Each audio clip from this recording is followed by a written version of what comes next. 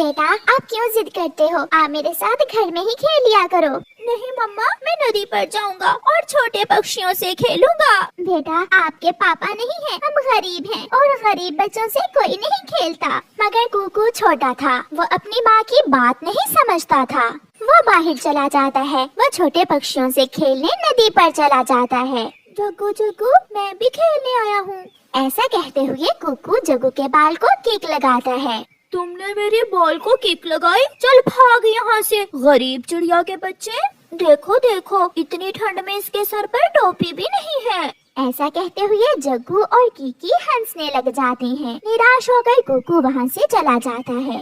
थोड़ी दूर छोटा मिठू खिलौना कार से खेल रहा था। कुकू वहाँ चला जाता है। मिठू मिठू, मैं भी तुमसे खेलने आया हूँ। मैं जग्गू और कीकी के पास गया था, मगर उन्होंने मुझे खेलने से मना कर दिया। ना कुकू ना, मेरी मम्मा ने तुमसे खेलने से मना कर रखा है। मैं तो चला। मिठू अपना खिलौना लेकर वहाँ से चला जाता है।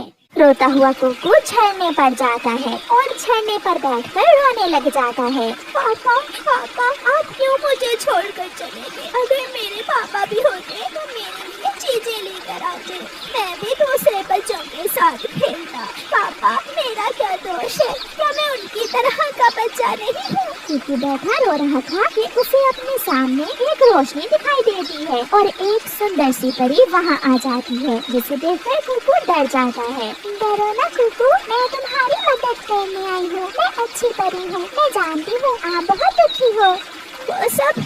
वो सब मुझे गरीब गरीब कहकर तंग करती है।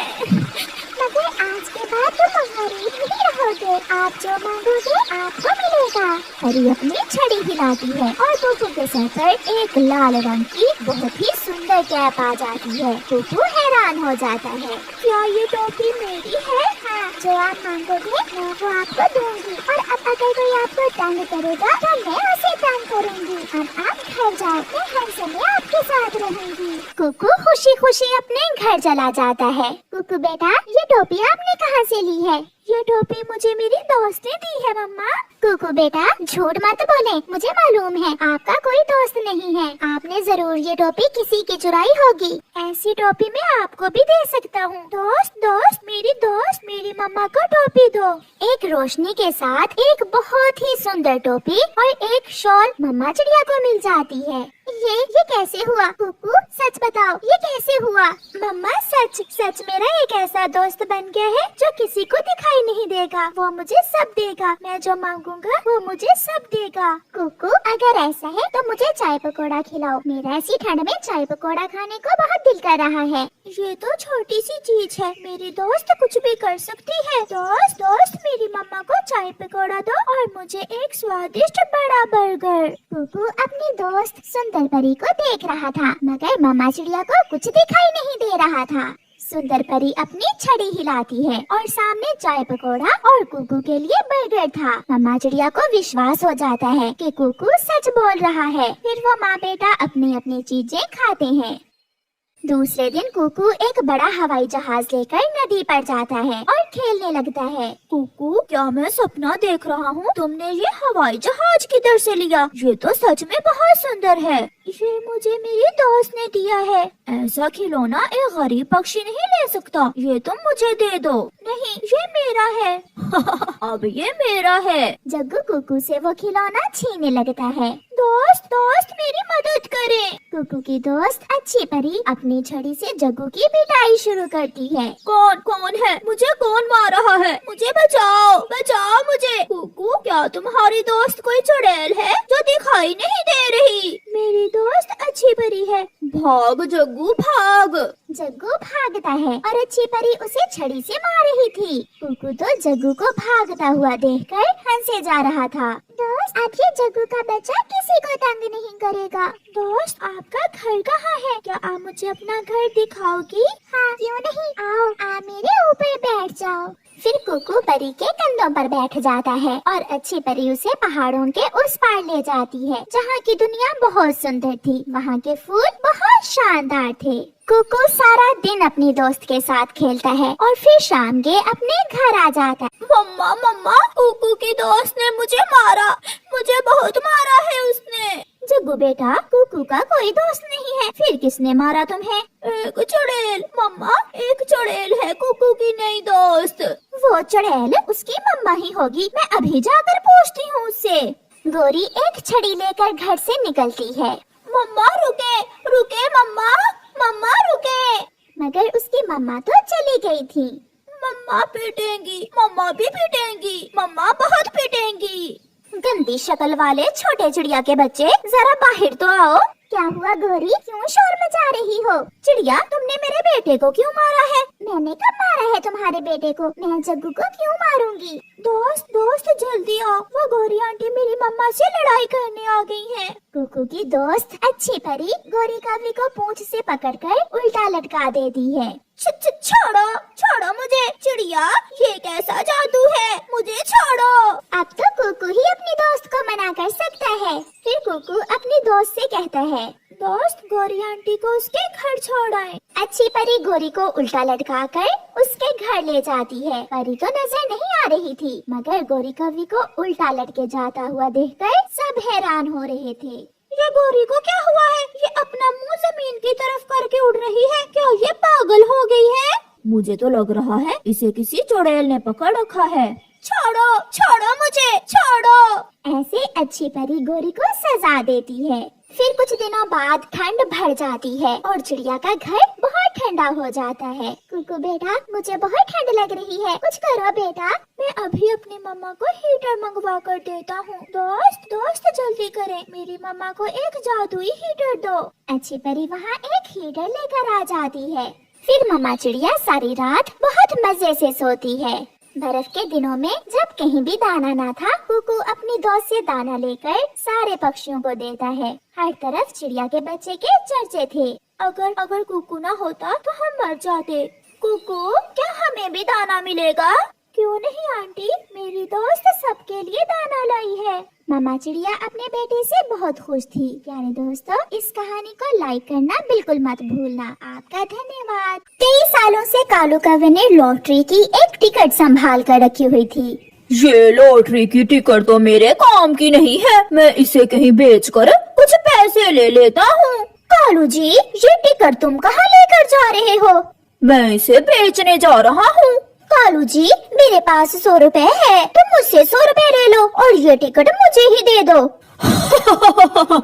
जो टिकट मेरी नहीं लगी, वो तुम्हारी कहाँ लगेगी? मगर गोरी कवि अपने पति कालू कौवे से वो लॉटरी की टिकट ले लेती है। ऐसे ही कुछ दिन गुजर जाते हैं और फिर एक दिन गोरी कवि बाजार जाती है। वो अपनी लॉटरी की टिकट भी साथ ले गई थी। चाचा छमछम, ये मेरी लॉटरी का नंबर तो चेक करो, हो सकता है मेरा भी कोई इनाम लग गया हो। फिर चाचा छमछम गोरी से लॉटरी की टिकट लेकर उसे देखता है। बधाई हो गोरी, तुम्हारा तो पूरा 1 लाख का इनाम लगा है। ये सुनकर गोरी तो उछलने लगती है। 1 लाख? मुझे विश्वास नहीं हो रहा। फिर चाचा छमछम गोरी कवि को 1 लाख रुपए दे देता है। गोरी वो पैसे लेकर घर चले जाती है। कालू, कालू, मैं ना कहती थी मेरी किस्मत तुमसे अच्छी है, मेरा इनाम लग गया है, मेरा पूरे 1 लाख का इनाम लग गया है।